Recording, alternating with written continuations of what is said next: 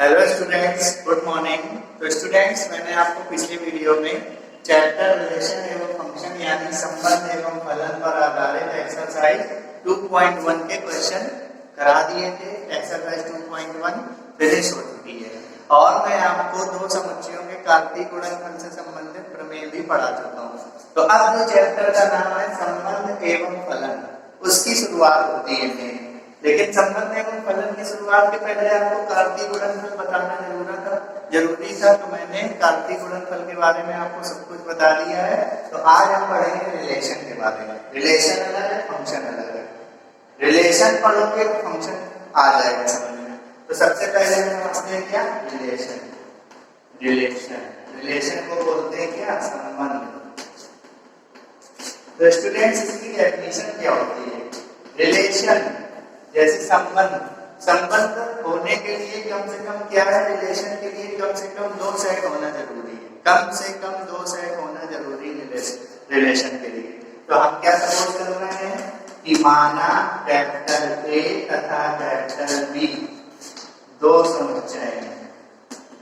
माना capital A तथा capital B दो समुच्चय हैं जो कि आरिक्त है। आरिक्त का मतलब दोनों समुच्चय खाली नहीं होने चाहिए, दोनों समुच्चय में एलिमेंट जरूर होना चाहिए। अर्थात A is not equal to 5 और B is not equal to 5। तो सपोज करिए स्टूडेंट्स, दो समुच्चय है हमारे पास A और B, दोनों कैसे हैं, रिक्त समुच्चय नहीं है, यानी आरिक्त समुच्चय है। तो अगर हमें रिलेशन बनानी तो दो तरीके से बन सकती है। A की रिलेशन B से और B की रिलेशन A से। बनेगी कैसे?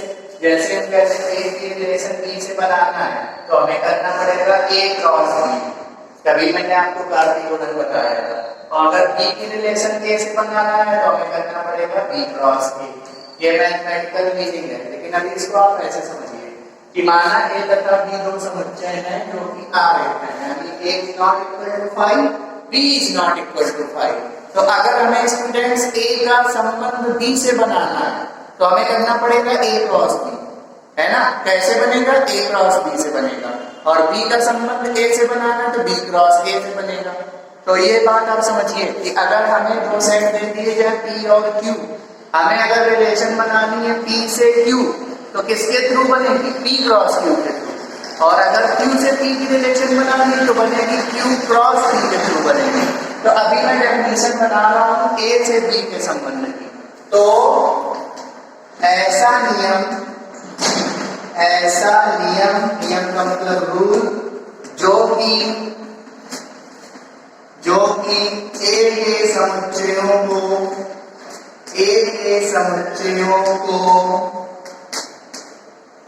B के A के समुच्चयों को नहीं, A के अवयवों को B के अवयवों से संबद्ध करती है। संबद्ध का मतलब जोड़ती है, एसोसिएट करती है। जोड़ती का मतलब प्लस वाला नहीं, मतलब ऐसा हमें नियम ढूंढना है अगर A से B के बीच में एसोसिएट करती है। अगर हमें A और B के बीच की रिलेशन ढूंढनी है तो हम करेंगे A क्रॉस B, और A क्रॉस B में हम ऐसा रूप ढूंढेंगे जो A और B के अवयवों को क्या करे, कनेक्ट करे। अभी कैसे करेंगे ये बात अभी मैं आपको बताऊंगा कैसे होने वाला है। तो आप ये याद रखिए कि माना A और B दो समुच्चय हैं जो कि आरिक्त है। तो अगर हमें A से B के बीच में रिलेशन बनानी है तो A से B के बीच में रिलेशन बनाने का मतलब ऐसा नियम जो कि A के अवयवों को B के अवयवों से संबद्ध करे, उसे कहेंगे कि वो रिलेशन है क्या, A से B में। और अगर जो B के अवयवों को A से संबद्ध करे तो रिलेशन हो जाएगी B से A में। तो जो A के अवयवों को B के अवयवों से संबद्ध करे A से B में, A से B के बीच संबंध कहलाती है। संबंध कहलाती है ना। इसे का मतलब रिलेशन को, इसे आर से प्रदर्शित करते हैं। एक शब्द लगाया जाए तो प्राय का मतलब ज्यादातर। ज्यादातर आर से प्रदर्शित करते हैं। अगर रिलेशन एस हो जाए तो रिलेशन आर की जगह क्या चलेगा, एस। इसे आर से प्रदर्शित करते हैं। इसी में नोट, मान लीजिए यदि कोई एलिमेंट है ए, वो बिलोंग कर रहा है कैपिटल ए में और बी बिलोंग कर रहा है किसमें, कैपिटल बी, है ना। तो जो रिलेशन बनेगी वो रिलेशन कैसे बनेगी, रिलेशन की क्या होता है, एक समुच्चय होता है, और वो जो रिलेशन बनेगी कैसे बनेगी, ए क्रॉस बी से बनेगी। मैंने आपको बताया था ए से बी के बीच में संबंध कैसे बनेगा, ए क्रॉस बी से। और ए क्रॉस बी जब करेंगे तो ऑर्डर्ड पेयर प्राप्त होंगे। जिस ऑर्डर्ड पेयर में क्या, पहली एंट्री ए का पेयर, दूसरी एंट्री बी का पेयर। तो आर जो होगी वो ए बी टाइप की होगी, जहाँ पे ए बिलोंग करेगा क्या, ए में, बी बिलोंग करेगा बी में। एक बार मैं फिर से बता देता हूँ, इस चैप्टर को ध्यान से समझना है कि अगर मैं कोई दो समुच्चय लूं ए और बी, कैपिटल ए समुच्चय में स्मॉल ए एलिमेंट ले लिया, कैपिटल बी समुच्चय में स्मॉल बी एलिमेंट ले लिया, तो अगर हमें ए से बी के बीच में रिलेशन बनानी तो हमें ए क्रॉस बी करना पड़ेगा। और ए क्रॉस बी का मतलब ऑर्डर्ड पेयर, और रिलेशन को नाम दिया गया R. R is equal to नया सेट, उस सेट में क्या आएगा, ऑर्डर्ड पेयर। ऑर्डर्ड पेयर का पहला घटक होगा ए का पेयर, क्योंकि हम रिलेशन बना रहे हैं ए से बी में। तो पहला घटक ए का पेयर यानी स्मॉल ए, दूसरा घटक बी का पेयर यानी small B. Such that A belongs to capital A, B belongs to capital B. इसे कैसे प्रदर्शित करते हैं, A R B. A R B का मतलब ए की रिलेशन किससे बन रही है, बी से। ये जो स्मॉल ए वो कैपिटल ए का अवयव है, तो स्मॉल बी है वो कैपिटल बी का अवयव है, से प्रदर्शित करते हैं। और इसे पढ़ते किस रूप के, इसे पढ़ते हैं ए बी से संबद्ध है, किस संबंध द्वारा, आर द्वारा। तो इसे ए बी से संबंधित है, इसे ए बी से संबंधित है, आर द्वारा पढ़ते हैं।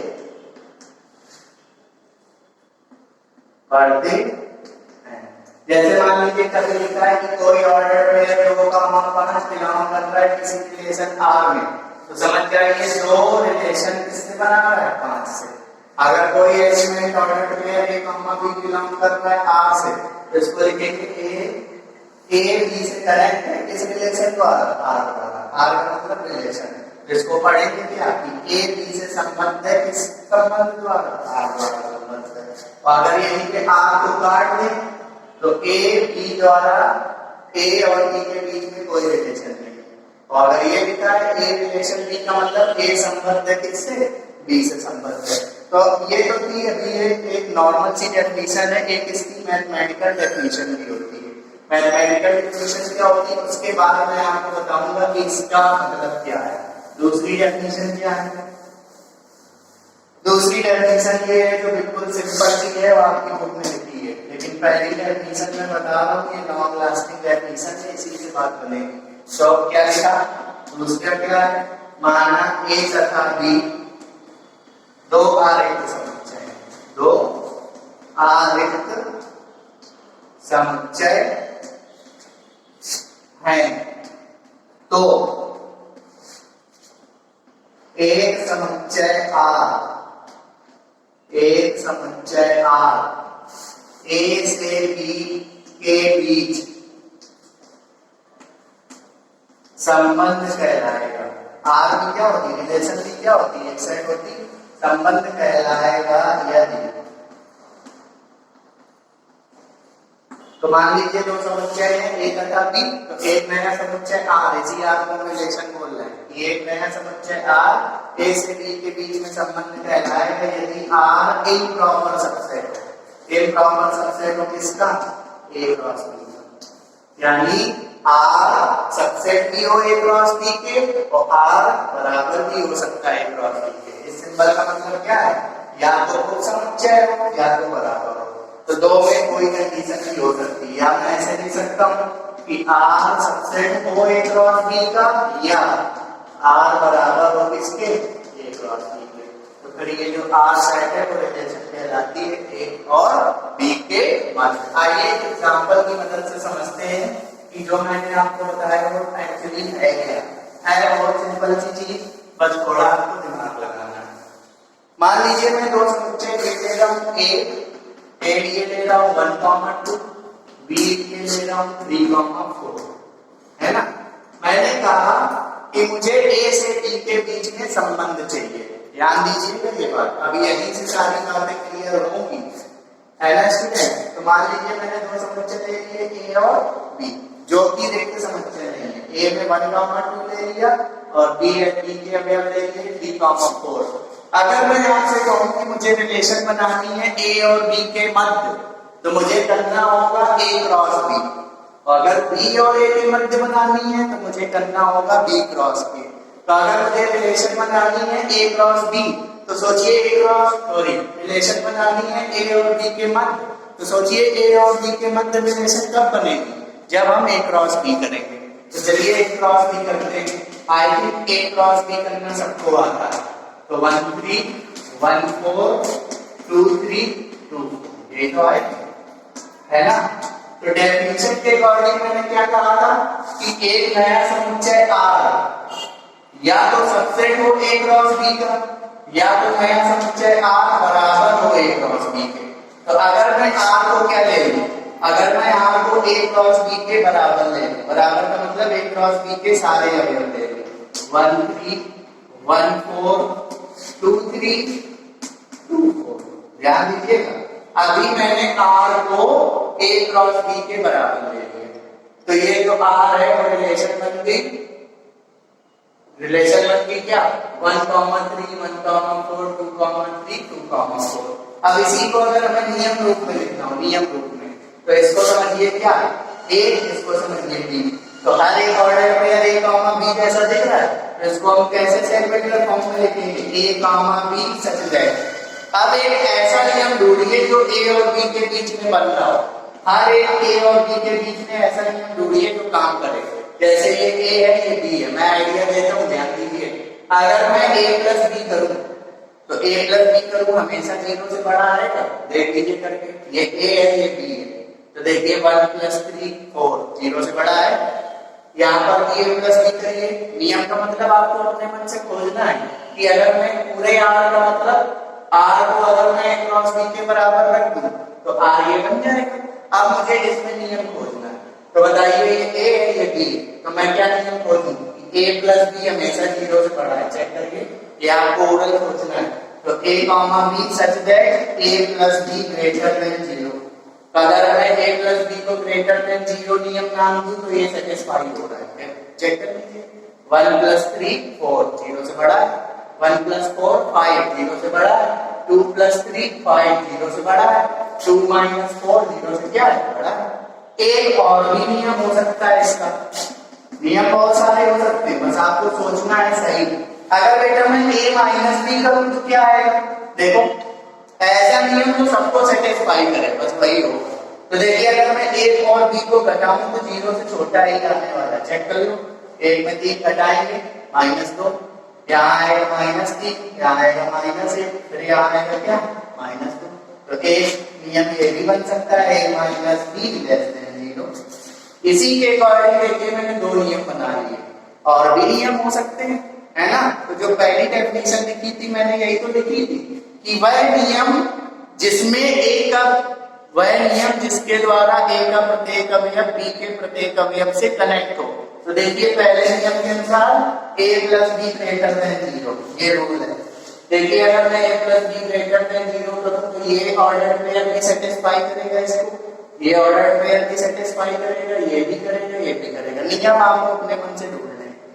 देखिए अगर मैं ये नियम ले लूं तो भी सेटिस्फाई करेगा।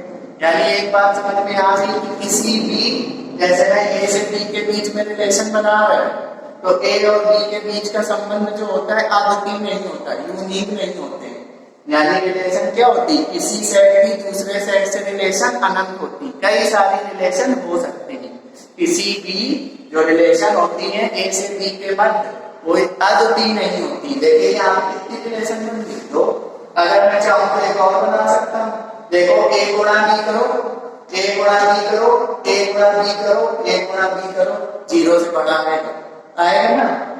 तो यहीं पे नियम बदल सकता है, इसको मैं एक नया रूल भी लिख सकता हूँ कि a गुणा b ग्रेटर देन क्या 0 है ना स्टूडेंट्स। तो आई थिंक आपको पहली बात समझ में आ गई होगी। इसमें जो r मैंने लिया था वो a क्रॉस b के बराबर लिया था। अब मैंने क्या कर लूं, अब मैं r को कर दूं क्या सबसेट a क्रॉस b का। सबसेट का मतलब a क्रॉस b से कुछ ऑर्डर पेयर में कम कर देगा, और जब मैं कम कर दूंगा तो ऑटोमेटिक सबसेट हो जाएगा। अगर कम नहीं कर रहा हूं तो बराबर रहेगा। तो मैं क्या करूं, अब की बार r को बना रहा हूं क्या a क्रॉस b का सबसेट। तो r को अगर a क्रॉस b का सबसेट बनाना है तो a क्रॉस b से कोई भी ऑर्डर पेयर कम कर दो। तो अब की बार मैं r क्या लिए ले रहा हूं 1,3 1,4 2,3। मान लीजिए मैंने लास्ट एंट्री हटा दी ना, तो बताइए अब ये जो r है वो a क्रॉस b का सबसेट है कि नहीं, क्योंकि r का निर्माण a क्रॉस b से हुआ।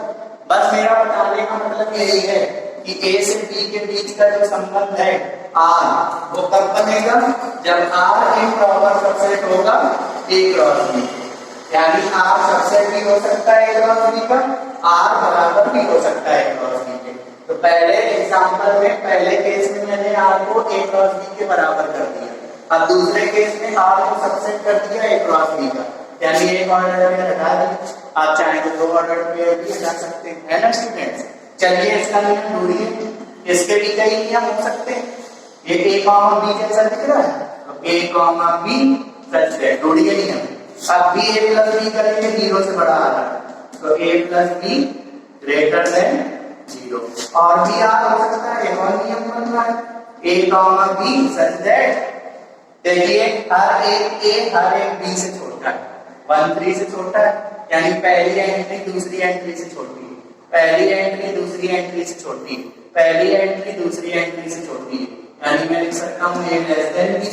इसमें a कहाँ बिलोंग करेगा, कैपिटल A में, क्योंकि a और b के बीच में रिलेशन बनाना है। b कहाँ बिलोंग करेगा, कैपिटल B में। ऐसे आप दोनों रिलेशन लिख सकते हैं स्टूडेंट्स। तो आपको ये बात समझ में आई कि दो समुच्चयों के मध्य बहुत सारे संबंध हो सकते हैं, क्योंकि नियम भी अलग अलग हो सकते हैं तो संबंध भी अलग अलग होंगे। तो आपको एक बार मैं फिर रिवाइज कराऊं कि अगर a और b दो आर्क समुच्चय हैं तो ऐसा नियम जो a के अवयवों को b के अवयवों से कनेक्ट करता है या संबद्ध करता है, वह नियम रिलेशन कहलाता है। किसके बीच में, a और b के मध्य। इसकी मैथमेटिकल डेफिनेशन क्या है कि अगर a और b दो आर्क समुच्चय हैं तो एक नया समुच्चय R a और b के मध्य संबंध कहलाएगा यदि R एक प्रॉपर सबसेट हो किसका, a क्रॉस b का। ये आपकी बुक में लिखा हुआ है ना।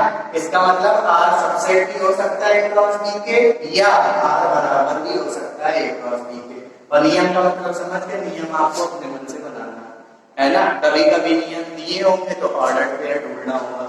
अगर कोई एलिमेंट a बिलोंग कर रहा है कैपिटल A में, b बिलोंग कर रहा है कैपिटल B में, और r कोई रिलेशन है ना। अगर ऐसा लिखा है a रिलेशन b तो समझ जाइए a अवयव b अवयव से संबंध है किस नियम द्वारा, किस संबंध द्वारा, r द्वारा। तो इसी को हम लोग लिखते हैं कि a comma b belongs to r। अगर ऐसा लिखा है a और b के बीच में कोई रिलेशन नहीं है तो इसको हम क्या लिखेंगे, a comma b that not belongs to r students. So students अब चलते हैं रिलेशन से संबंधित कुछ और परिभाषाएं हैं। डोमेन,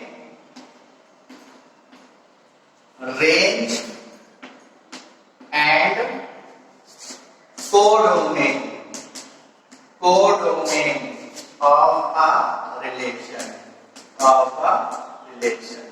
डोमेन को स्टूडेंट्स इंग्लिश में बोलते हैं क्या, प्रांत। रेंज को बोलते हैं परिसर, और कोडोमेन को सह प्रांत, और रिलेशन का मतलब संबंध। तो इसकी हिंदी क्या हुई, किसी संबंध का, किसी संबंध का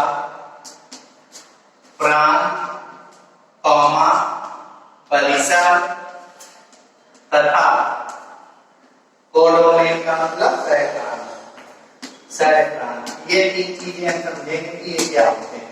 तो सबसे पहले बात आती है डोमेन की। क्या बात आती है, डोमेन की, जिसको बोलते हैं प्रांत। तो मैं पूरी डेफिनेशन नहीं लिख रहा हूं, मैं सपोज कर रहा हूं कि मान लीजिए ए तथा बी दो समुच्चय हैं, तो माना ए तथा बी दो समुच्चय हैं, देख देते हैं चलिए, माना ए तथा बी दो समुच्चय हैं तथा आर कोई संबंध है, आर क्या है, रिलेशन के अकॉर्डिंग चलना है, तो आर जो है वो ए से बी के मध्य कोई संबंध है, आर ए से बी के मध्य कोई संबंध है। तो स्टूडेंट ध्यान से देखिए कि अगली बार फिर से मैंने ए और बी दो आर एक समुच्चय लिए हैं और एक नया समुच्चय ले लिया आर, जो ए से बी के मध्य का संबंध है।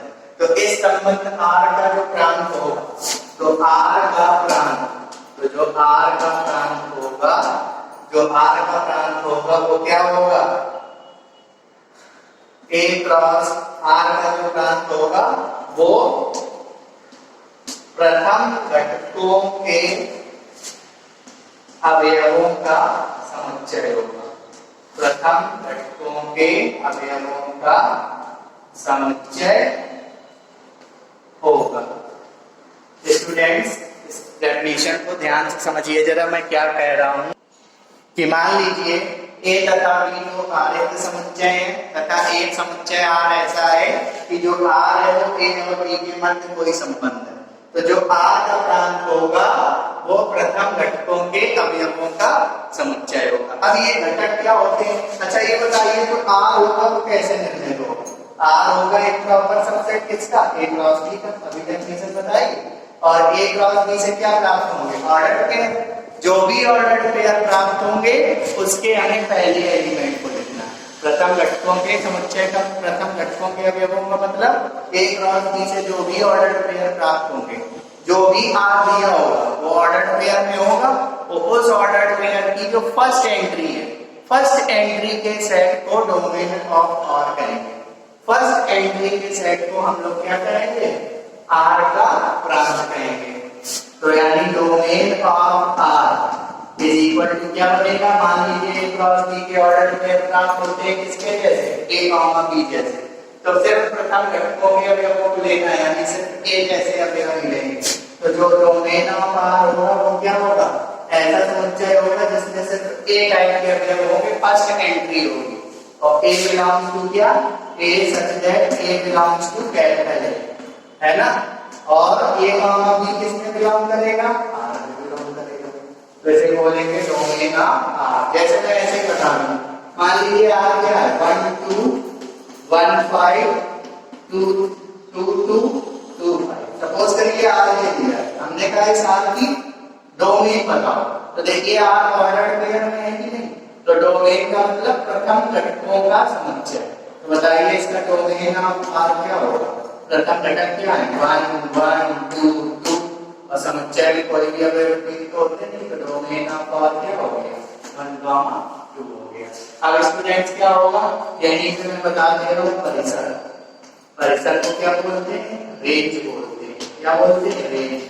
तो डेफिनेशन सेम यही रहेगी, बस यहाँ पे आर का जो परिसर होगा वो प्रथम घटकों, यहाँ पे मैं डेफिनेशन लिख दे रहा हूँ किसकी, प्रांत कार्य में कर दे रहा हूँ परिसर, परिसर को क्या बोलते हैं, रेंज बोलते हैं। तो सारी डेफिनेशन सेम रहेगी, यहाँ पे आर का प्रांत की जगह में क्या लिख दे रहा हूँ, परिसर, जो परिसर होगा वो प्रथम घटकों के अवयवों का समुच्चय नहीं होगा, वो द्वितीय घटकों के अवयवों का क्या होगा, समुच्चय। तो बताइए अगर मैं रेंज ऑफ आर लिखूं, तो रेंज ऑफ आर में यहाँ पे ए नहीं आएगा, क्या आएगा, बी टाइप के एलिमेंट आएंगे, बाकी डेफिनेशन से। यानी आपको सीधा सीधा याद रखना है कि मान लीजिए आर कोई संबंध है ए और बी के मध्य, आर कोई संबंध है ए और बी के मध्य, तो जो आर का डोमेन होगा, रिलेशन का डोमेन होगा, वो ए और बी के ऑर्डर पेयर से जो फर्स्ट एंट्री का सेट होगा वो होगा डोमेन ऑफ आर, और जो द्वितीय एंट्री का सेट होगा वो क्या होगा, रेंज ऑफ आर। यानी आप इसको ऐसे भी याद रख सकते हैं कि मान लीजिए कोई रिलेशन ऑर्डर्ड पेयर में दी है, कोई रिलेशन ऑर्डर्ड पेयर में दी है, तो ऑर्डर्ड पेयर की फर्स्ट एंट्री का समुच्चय होगा डोमेन ऑफ आर, और सेकेंड एंट्री का समुच्चय होगा क्या, रेंज ऑफ आर होगा। जब मैं क्वेश्चन बताऊंगा तब ये चीजें आपको बहुत इजीली समझ में आ जाएंगी। लास्ट चीज जो आती है वो आती है क्या, सह प्रांत। क्या आती है, सह प्रांत। सह प्रांत को हम लोग बोलते हैं इंग्लिश में कोडोमेन। कोडोमेन है ना। तो मान लीजिए माना आर ए से बी के मध्य संबंध है, ए से बी के मध्य कोई संबंध है, ए से बी के मध्य कोई संबंध है। तो बताइए, अब मैंने कहा कि जो आर है वो ए से बी के मध्य कोई संबंध है, यानी जो आर होगा वो ऐसा नियम होगा जो ए के अवयवों को बी के अवयवों से संबद्ध करे। या दूसरी डेफिनेशन के अनुसार कि अगर आर ए से बी के मध्य संबंध है तो आर होगा इम्प्रॉपर सबसेट किसका, ए क्रॉस बी का। ये तो है ना। अगर मान लीजिए आर संबंध होता बी से ए के मध्य तो आर इम्प्रॉपर सबसेट होता किसका, बी क्रॉस ए का। तो बताइए ये जो क्रॉस के बाद वाली चीज लगी है बी, ये जो बी होती है वो होती है क्या, सह प्रांत। तो हम बी को क्या बोलते हैं, तो बी को बोलते हैं, क्योंकि संबंध बन रहा है ए से बी के मध्य, ए से बी, तो बाद वाली चीज को क्या बोलेंगे, प्रांत, नहीं सह प्रांत बोलेंगे। तो जो बी होगा वो सह प्रांत होगा किसका, आर का। तो बी को आर का सह प्रांत कहते हैं।